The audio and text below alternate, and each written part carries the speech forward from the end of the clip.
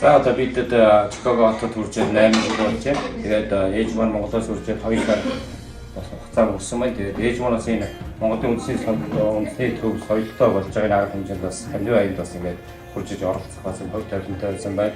Түүхийг бас хэлж байгаа тийм ээж. Тэгээд ээжигээ ингээд одоо бас ээжийн бас нэмэн хүмүүс болон ахмад үеийнхэн Чикаго хотод бас очно одоо аав ээжүүд өвөө эмээнээр амьдардаг бас Монголд бас очно хүүхдүүд энд амьдарч байгаа хэдий ч Монголд байгаа ахмад нас тунгууд маш сайхан урайлаад ингээд энэ сайхан үлцээтэй аянд одоо нэгтгэхийг уриалж байна. За яаж таг үг гэх тээ. Энэ андайд орж байна.